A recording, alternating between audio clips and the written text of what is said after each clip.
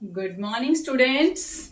My name is Aarti Rana, and we have already discussed the chapter number 4, that is describing motion around us. Now, today we will discuss the next chapter, that is how forces affects the motion. This is physics chapter. Initially, we have done the chapter number 4 of class 9th new science book. Name of that chapter was describing motion around us. और आज हम क्या discuss करेंगे? Chapter number 6। ठीक है, chapter number 6 discuss करेंगे। What is the name of the chapter? Name of the chapter is how forces affects the motion. जो different kind of forces है वो मोशन को कैसे अफेक्ट कर सकती है। ठीक है, तो इस चैप्टर को आज हम बहुत अच्छे से, बहुत इंटरेस्टिंगली, बहुत इजी एक्सप्लेनेशन से हम इस चैप्टर को समझेंगे और कंसेप्ट क्लियर करने की कोशिश करेंगे। रट्टाफिकेशन नहीं करनी है आपको, ठीक है। Try to understand the concept. तो जल्दी से देख लेते हैं बेटे, क्या देखोगे? पहले आपको मोशन के बारे में पता होना चाहिए, ठीक है। मोशन चैप्टर आपने ऑलरेडी डिस्कस कर ली है, ठीक है। डिस्क्राइबिंग मोशन अराउंड अस, उस चैप्टर में आप सब कुछ डिस्कस कर चुके हो। What is rest, what is motion, what is uniform motion, non uniform motion, distance, displacement, speed, velocity, acceleration, different graphs, equation of motions, numericals, circular motion, uniform circular motion and everything. Now इस chapter में क्या अलग चीज हम discuss करेंगे जो उस chapter में हमने बिल्कुल उस फिजिकल क्वांटिटी का नेम भी नहीं लिया, दैट इज फोर्स। ठीक है, दैट इज फोर्स। और ये फोर्स आई कहां से? उस चैप्टर में आपने ये देखा कि what is motion, what is rest. Now we will discuss what is the cause of motion. ठीक है, मोशन तो हुई है, ठीक है, मोशन हुई है, मूवमेंट हुई है, या रेस्ट में कोई ऑब्जेक्ट या मोशन में है, मूव कर रहा है डिफरेंट वेलोसिटी से। Sometimes it moves with the constant velocity, sometime it moves with the variable velocity, different speed, same speed, ठीक है। बट इस चैप्टर में आप क्या डिस्कस करोगे? What is the cause of that motion. ठीक है, जो मोशन हो रही है उसका कॉज क्या है, उसका रीजन क्या है, कैसे हुई मोशन। ठीक है, तो cause of motion is the basic behind idea around this chapter. Cause of motion क्या है बेटे? अगर कोई ऑब्जेक्ट रेस्ट में है, ठीक है, अगर बॉल है, ठीक है, बॉल है नीचे ग्राउंड पर, बॉल पड़ी है, वो रेस्ट पर है, that is at rest. It means its velocity is zero. ठीक है, अगर रेस्ट पर ऑब्जेक्ट है इट्स वेलोसिटी जीरो। बट अगर आपने उसको मोशन में लाना है, उसको मूव करना है अपनी जगह से, तो क्या करना पड़ेगा आपको? क्या, फॉर एग्जाम्पल आप हिट कर रहे हो बॉल को, किक कर रहे हो बॉल को, तो आपने क्या किया? बॉल को किक किया। It means what you have done, you apply force on the ball. ठीक है, आप क्या करोगे? बॉल के ऊपर फोर्स अप्लाई करोगे। फोर्स अप्लाई करने की वजह से ही आपकी बॉल जो रेस्ट पर थी वो किस में आ गई? मोशन में। फोर्स अप्लाई करी आपने, किक किया, मींस फोर्स अप्लाई करी अपने फुट से, तो क्या हुआ? जो बॉल है वो अपनी सिचुएशन, अपनी पोजीशन उसने चेंज कर ली, वो रेस्ट से किस में आ गई? मोशन में आ गई। ठीक है, इट मींस फोर्स क्या कर सकती है बेटे? फोर्स क्या कर सकती है? जो ऑब्जेक्ट रेस्ट में है उसको मोशन में ला सकती है। ठीक है, रेस्ट ऑब्जेक्ट को मोशन में ला सकती है, या कोई ऑलरेडी चीज मूव कर रही है किसी स्पीड से, किसी वेलोसिटी से, तब भी आप उसको हिट कर रहे हो, तो फोर्स क्या कर सकती है? उस ऑब्जेक्ट की स्पीड चेंज कर सकती है। ठीक है, ऑब्जेक्ट की स्पीड को भी जो फोर्स है वो चेंज कर सकती है। और क्या चेंज कर सकती है फोर्स? डायरेक्शन ऑफ मोशन को चेंज कर सकती है। ठीक है, इसका एग्जाम्पल क्या है? क्रिकेट मैच सब कोई देखता है, ठीक है। तो जब बैट से हम बॉल को हिट करते हैं तो क्या होता है? बॉल एक डायरेक्शन में आ रही है, ठीक है, एक डायरेक्शन से बॉल आई, बॉलर ने बॉल करवाई, एक डायरेक्शन से बॉल आई बैट पर। तो जब बैट्समैन ने हिट किया बॉल को, तो उसने क्या किया? जो बॉल की डायरेक्शन ऑफ मोशन है उसको चेंज कर दिया। पहले एक पर्टिकुलर डायरेक्शन में बॉल आ रही है, बैट ने फोर्स लगाई ऑब्जेक्ट पे, योर ऑब्जेक्ट इज बॉल, तो आपकी बॉल की डायरेक्शन क्या हो गई? चेंज हो गई। It means force can also change the direction of motion. Speed भी इंक्रीज और डिक्रीज हो सकती है, ठीक है, स्पीड को भी बढ़ा या घटा सकते हैं हम। ठीक है, सिमिलरली शेप को भी हम चेंज कर सकते हैं। ठीक है, for example you have a lemon, when you squeeze the lemon you apply a force with your fingers, you apply a muscular force with your fingers on the lemon, you squeeze the lemon, then what will happen? The shape of the lemon changes। ठीक है, तो force क्या कर सकती है? Object की shape को भी चेंज कर सकती है। ठीक है, तो क्या आपने डिस्कस किया? Cause of motion. What is the cause of motion? Force. Force is the cause of motion. Force क्या कर सकती है बेटे? It can change the speed of object. ठीक है, it can change the speed of object. It can also change direction of motion of object. Direction of motion of object, and it can also change state of object. State of object. State change करने का means if your object is at rest, तो rest वाले object को motion में ला सकती है. ठीक है, और अगर ऑब्जेक्ट मोशन में है तो मोशन वाले ऑब्जेक्ट को भी रेस्ट में ला सकती है. अगर बॉल मूव कर रही है बेटे, ठीक है, अगर बॉल मूव कर रही है और आपने एकदम से उसको कैच कर लिया, स्टॉप कर दिया, तो मीन्स उसकी मोशन रुक गई. ठीक है, बॉल को कैच करते हैं, पहले बॉल मूव कर रही है, हैंड से फोर्स अप्लाई करी तो वो वेलोसिटी 0 हो गई उस टाइम पर. तो क्या कर सकती है? मूविंग चीज को फोर्स रेस्ट पर ला सकती है, और रेस्ट में अगर कोई ऑब्जेक्ट है तो उसको वो मोशन में ला सकती है. It means force can also change the state of the object. Rest को मोशन में, मोशन को रेस्ट में. ठीक है, and it can also change the shape. ठीक है, force can also change shape of object. Shape of object, like when you squeeze the lemon. ठीक है, or when you are playing with the clay dough. ठीक है, तो shape भी हम change कर सकते हैं with the force. ठीक है, cause of motion. ठीक है, मोशन का तो कॉज है ही है, बट उसके अलावा और भी बहुत सारी चीजें इसके साथ आप एसोसिएट कर सकते हो. ठीक है, नेक्स्ट ये रब कर रही हूं बेटे. इसके बाद नेक्स्ट हम क्या डिस्कस करेंगे? फोर्स के बारे में डिस्कस करेंगे. ठीक, ये आप नोट कर सकते हो. ठीक है, इसके बाद हम डिस्कस करेंगे फोर्स के बारे में. Force is what? Force is the cause of motion. ठीक है, तो फोर्स क्या है बेटे? Force is a physical quantity. Force is a physical quantity. ठीक है, इसका फॉर्मूला भी हम आगे ड्राइव करेंगे. जनरली हम फोर्स के बारे में डिस्कस करेंगे. तो फोर्स किस टाइप की फिजिकल क्वांटिटी है बेटे? Force is a vector quantity. It is a vector quantity. It is a vector quantity because it has magnitude as well as direction.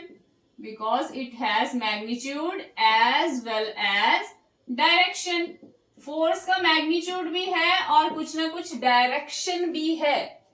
तो whenever we are talking about the forces, तो हम generally क्या बोलते हैं कि force लगी, force apply करी, but we are also talking about the direction की किस डायरेक्शन से फोर्स लगी. ठीक है, different kind of forces are there. अलग अलग तरह की फोर्सेज हैं, बहुत तरह की फोर्सेज हैं. तो फोर्स की बात जब भी होती है, ठीक है, किस डायरेक्शन से वो हम फोर्स अप्लाई कर रहे हैं, that also affects the effect of force. जो फोर्स आपने अप्लाई करी है, अगर फोर्स अप्लाई करने की डायरेक्शन चेंज कर दी जाए, पहले आप इस डायरेक्शन से फोर्स अप्लाई कर रहे थे, अब आप किसी और डायरेक्शन से फोर्स अप्लाई कर रहे हो सेम ऑब्जेक्ट पे, तो उसकी वजह से मोशन कंप्लीटली चेंज हो जाएगी. यानी फोर्स का तो इफेक्ट होता ही है, बट किस डायरेक्शन से हम फोर्स अप्लाई कर रहे हैं उसका भी बहुत ज्यादा इम्पैक्ट होता है ऑब्जेक्ट की मोशन में, या किस भी सिचुएशन में वो जा रही है, रेस्ट से मोशन में आ रही है या मोशन से रेस्ट में जा रही है. जैसे कि आपने डिफरेंट काइंड ऑफ फोर्सेस के बारे में हमने डिस्कस किया हुआ बेटे. ठीक है, जैसे हमारे पास ग्रेविटेशनल फोर्स है, इलेक्ट्रोस्टैटिक फोर्स है आपके पास, या बायंट फोर्स है, मैग्नेटिक फोर्स है. Different kind of forces are there. For example अगर हम मैग्नेटिक फोर्स की बात कर रहे हैं, ठीक है, अगर हम मैग्नेटिक फोर्स की बात कर रहे हैं, तो मैग्नेटिक फोर्स के केस में क्या होगा बेटे आपके पास? These are bar magnets. ये हमारे पास बार मैग्नेट है. ठीक है, तो you already know that like poles repel each other and unlike poles attract each other.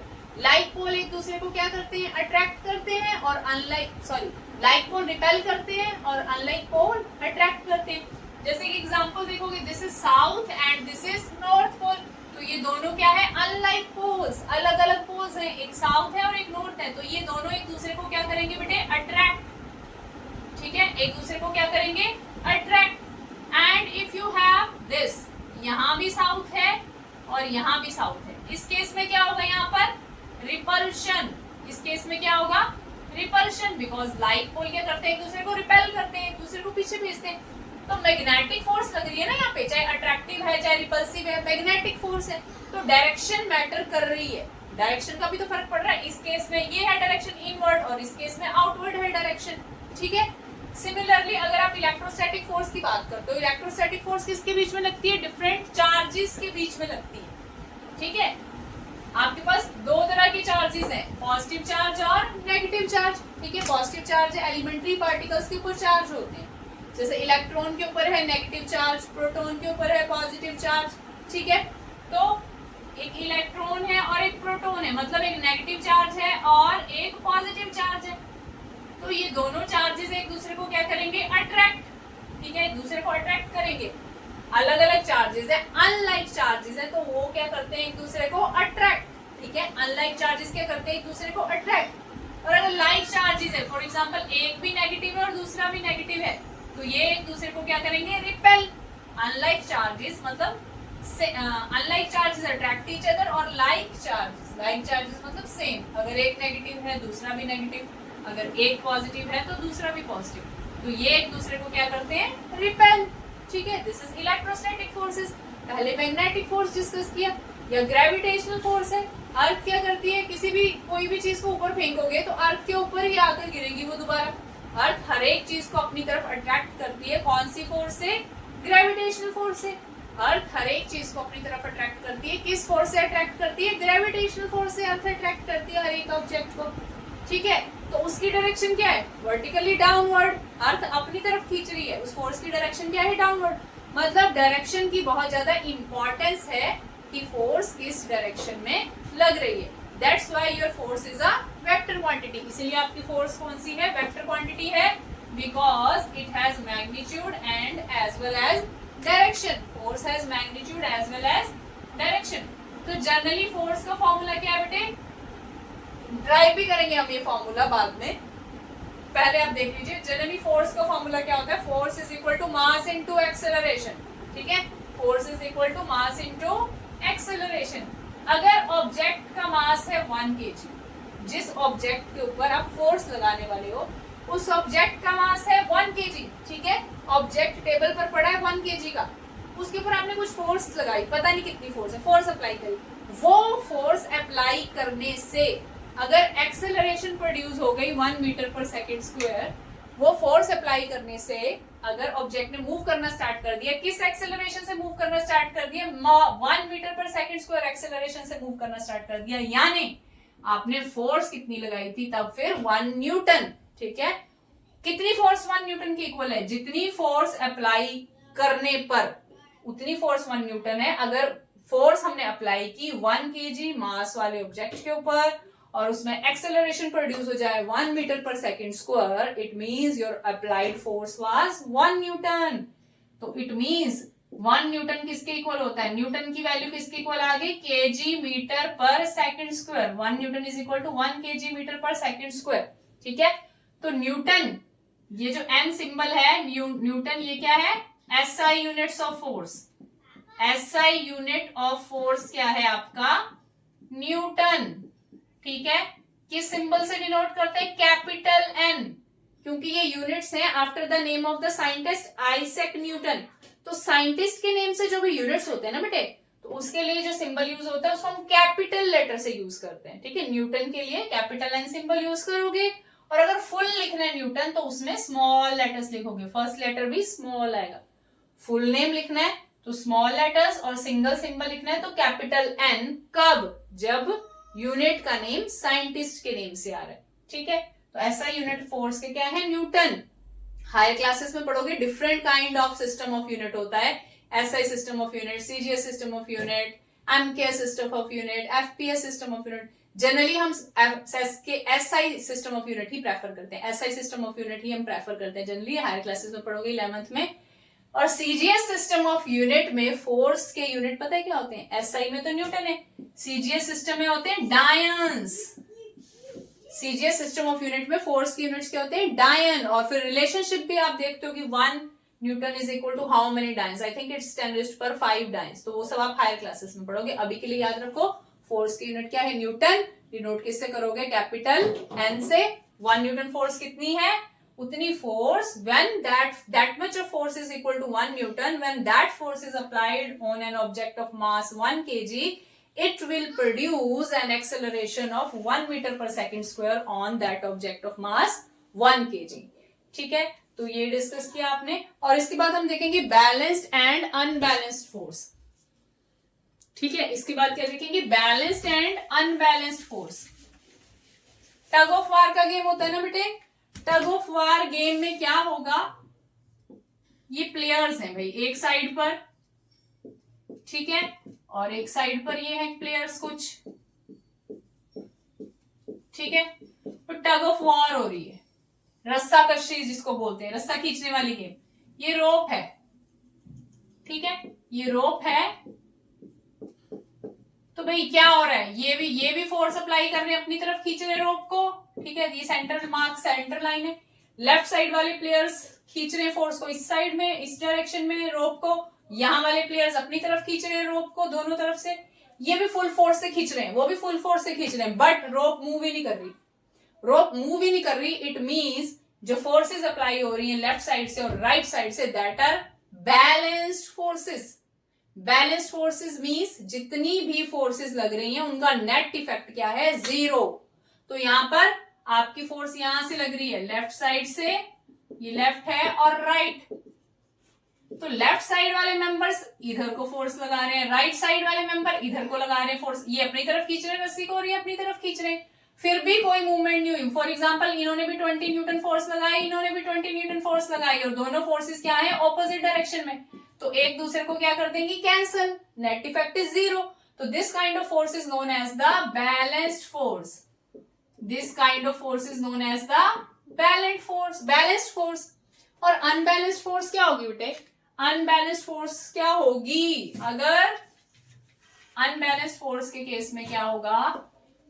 अगर यहाँ पे एक और मेंबर आ गया, ठीक है, या पहले वाले मेंबर्स भी कहीं से शक्ति आ गई और उन्होंने और ज्यादा फोर्स अप्लाई करना स्टार्ट कर दी, तो क्या होगा? इन्होंने बहुत जोर लगाया, इनकी फोर्स बढ़ गई 20 न्यूटन, और राइट साइड वाले की फोर्स सेम है 20 न्यूटन। ये 25 न्यूटन फोर्स अप्लाई करने लगे और ये 20 न्यूटन फोर्स अप्लाई कर रहे हैं। तो क्या होगा भाई? विनर कौन सी टीम होगी? जो ज्यादा फोर्स अप्लाई कर रही है। लेफ्ट साइड वाली फोर्स क्या हो जाएगी? आपकी ज्यादा हो जाएगी, ठीक है। लेफ्ट साइड वाली फोर्स क्या हो जाएगी? आपकी ज्यादा हो जाएगी, और रोप की मूवमेंट किस डायरेक्शन में हो जाएगी? Towards the right side. इन्होंने ज्यादा जोर लगाया तो रोप इस साइड आ गई। तो अब किस टाइप की फोर्स लगी थी? Unbalanced force. 25 Newton minus 20 Newton, net force कितनी बच गई? 5 न्यूटन। किस डायरेक्शन में? जिस डायरेक्शन से ज्यादा फोर्स लगी। नेट फोर्स कैसे निकालोगे? एक डायरेक्शन में 25 न्यूटन, एक डायरेक्शन से 20 न्यूटन लग रही है, तो 20-20 का इफेक्ट तो कैंसिल हो जाएगा। बाकी जो 5 न्यूटन बची वो किस डायरेक्शन में लग रही है? जिस डायरेक्शन से आपने ज्यादा फोर्स अप्लाई करी है। So this kind of force is unbalanced force. This is unbalanced force. बिल्कुल सिंपल सी चीज है ये, ठीक है। तो एनसीईआरटी में कुछ एग्जाम्पल दे रखा है बेटे, ठीक है। न्यू बुक है, एक्सप्लोरेशन बुक, और है इसका पेज नंबर है 96। एक्सप्लोरेशन बुक का पेज नंबर है 96। तो क्या एग्जाम्पल है बेटे?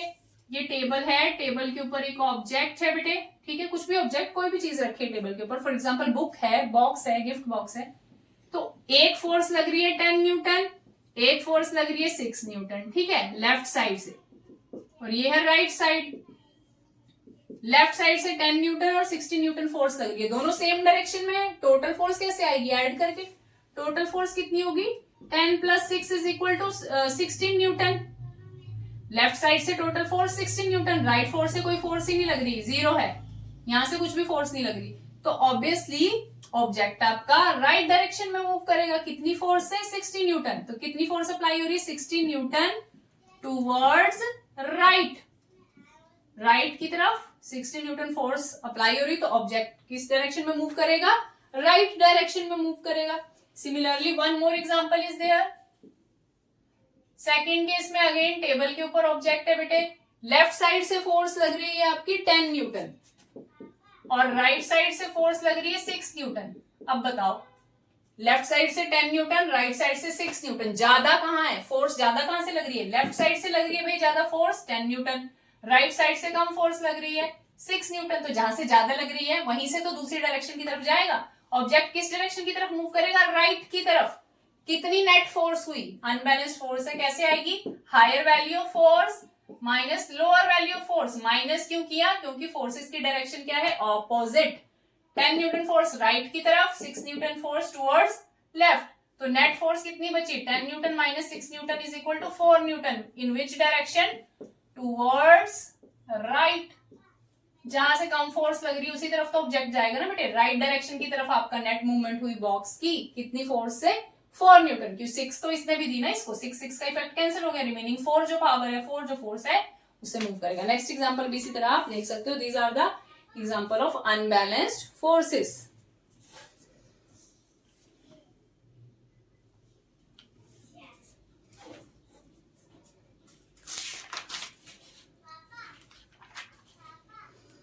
और भी बहुत फोर्सेस होती हैं आपके पास बेटे, जैसे बायएंट फोर्स होती है। बायएंट फोर्स के बारे में डिस्कस किया है। जब भी ऑब्जेक्ट आपका लिक्विड में है ना, फ्लूइड में आपका ऑब्जेक्ट, तो क्या है, जो वो फ्लूइड है, वो लिक्विड है, उस ऑब्जेक्ट के ऊपर अपवर्ड डायरेक्शन में एक फोर्स लगाता है। जब वाटर में हम बॉल को डालते हैं, किसी भी ऑब्जेक्ट को डालते हैं, depending upon its density and its shape, तो वो जो आपका ऑब्जेक्ट है ना, वो हमें लाइट फील होता है। ठीक है, लिक्विड में, फ्लूइड में डालने पर ऑब्जेक्ट का वेट रिड्यूस हो जाता है। वो किसकी वजह से रिड्यूस होता है? आर्किमिडीज प्रिंसिपल आप शायद अभी हाई क्लासेस में पढ़ोगे। तो जब फ्लूइड में, लिक्विड में, पानी का एक कंटेनर है, उसमें हमने कोई भी ऑब्जेक्ट डाला तो उसका वेट कम हो जाएगा। बाहर ऐसे नॉर्मल वेट ले रहे हो ना पानी के बाहर तो ज्यादा होता है, और लिक्विड के अंदर अगर उसका वेट हम देखें तो रिड्यूस हो जाएगा, depending upon all other factors also. तो वेट रिड्यूस किसकी वजह से होता है? क्योंकि वो फ्लूइड एक बायएंट फोर्स लगा रहे हैं अपवर्ड डायरेक्शन में ऑब्जेक्ट्स के ऊपर। ठीक है, तो वो चीज आएगी उसमें। और अब एक चीज हमने क्या देखनी है कि किसी भी ऑब्जेक्ट के ऊपर कौन कौन सी डिफरेंट फोर्सेस एक्ट कर रही होती हैं। ठीक है, जैसे कि ये टेबल है, ठीक है, दिस इज द टेबल, और इसके ऊपर एक ऑब्जेक्ट है, ठीक है, और ये रेस्ट पर है। ठीक है, ये ऑब्जेक्ट रेस्ट पर है, वेलोसिटी 0 है, स्पीड 0 है, ऑब्जेक्ट रेस्ट पर है। तो इसके ऊपर कौन कौन सी डिफरेंट फोर्सेस एक्ट करती हैं? एक तो इसका वेट है जो हमेशा वर्टिकली डाउनवर्ड डायरेक्शन में एक्ट करता है। ऑब्जेक्ट का वेट हमेशा डाउनवर्ड डायरेक्शन में एक्ट करता है अर्थ की ग्रेविटी की वजह से, क्योंकि अर्थ हर एक चीज को अपनी तरफ खींचती है। ठीक है, तो वेट ऑफ ऑब्जेक्ट एक्ट करेगा, सेंटर से लगाओगे, वर्टिकली डाउनवर्ड डायरेक्शन, जिसकी वैल्यू होती है m into G. Weight is also equal to force. ठीक है, weight of object vertically downward direction में एक्ट कर रहा है, W is equal to M G. m है मास, इस ऑब्जेक्ट का कुछ ना कुछ मास होगा, और g क्या होता है बेटे? यहाँ पर g होता है acceleration due to gravity. What is small g? This is acceleration due to gravity, और इसकी वैल्यू होती है 9.8 मीटर पर सेकंड स्क्वायर। न्यूमेरिकल्स के लिए हम इजी कैलकुलेशन के लिए 10 मीटर सेकंड स्क्वायर भी ले लेते हैं। एक्सेलरेशन के बारे में पढ़ा हुआ है आपने मोशन चैप्टर में, तो वहां पर a एक्सेलरेशन हम लेते हैं ना, ऑब्जेक्ट्स ने तो रोड पे मूव करना है। ठीक है, अपवर्ड और डाउनवर्ड डायरेक्शन में जब मोशन हो रही है ना ऑब्जेक्ट की, ठीक है, जैसे बॉल ऊपर फेंकी वो नीचे की तरफ आ रही है, उस केस के लिए ग्रेविटी, अर्थ जो है, that is responsible for its acceleration. Earth जो एक्सेलरेशन देती है ऑब्जेक्ट को, उस एक्सेलरेशन को क्या बोला जाता है? Acceleration due to gravity. For that case हम a को, सिंपल एक्सेलरेशन को किससे रिप्लेस कर देते हैं? g से, एक्सेलरेशन ड्यू टू ग्रेविटी से। ये भी एक्सेलरेशन है, ये भी एक्सेलरेशन है, ये normal acceleration, this is the acceleration due to gravity, और इसकी वैल्यू आपको याद करनी है 9.8 मीटर पर सेकंड स्क्वायर या 10 मीटर पर सेकंड स्क्वायर हम लेते हैं। ठीक है, तो एक तो वेट डाउनवर्ड डायरेक्शन में एक्ट करता है बेटे ऑब्जेक्ट का, और एक नॉर्मल रिएक्शन आर लगती है अपवर्ड डायरेक्शन में। ठीक है, अब अपवर्ड या डाउनवर्ड डायरेक्शन में कोई मोशन नहीं है ना ऑब्जेक्ट की, इट मींस ऊपर को जो फोर्स लग रही है और नीचे को जो फोर्स लग रही है उसने बैलेंस किया है। अनबैलेंस होती हो तो ऑब्जेक्ट आपका अपवर्ड या डायरेक्शन, डाउनवर्ड डायरेक्शन मूव करता।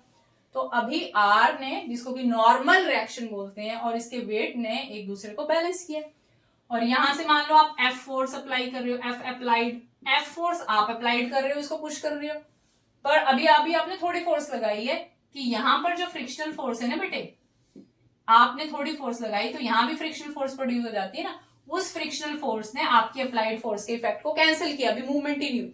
ठीक है, तो इस सिचुएशन में जब आपका ऑब्जेक्ट रेस्ट पर है तो जितनी भी फोर्सेस इस पर एक्ट कर रही हैं, all are balancing each other, balanced forces act कर रही हैं आपके ऑब्जेक्ट के ऊपर। अगर आप फोर्स बढ़ा रहे हो, यहाँ पे जो आप फोर्स लगा रहे हो उसको इंक्रीज करते जा रहे हो, इंक्रीज इतनी ज्यादा कर दी कि फ्रिक्शनल फोर्स की वैल्यू से भी ज्यादा बढ़ गई। फ्रिक्शनल, जितना फ्रिक्शनल फोर्स यहाँ सर्फेसिस के बीच में प्रोड्यूस हो रही थी उससे भी ज्यादा आपने फोर्स अप्लाई कर दी, तो उस केस में ऑब्जेक्ट आपका मूव करना स्टार्ट कर जाएगा, ठीक है, जब अनबैलेंस्ड फोर्सेस हो जाएंगी, ठीक है। तो ये है different kind of forces acting on the object, ठीक है। हम नेक्स्ट केस में थोड़ा फ्रिक्शन को डिटेल में डिस्कस करेंगे बेटे, और उसके बाद डिस्कस करेंगे Newton first law of motion and Newton second law of motion. तब तक आप इतना जो है वो अच्छे से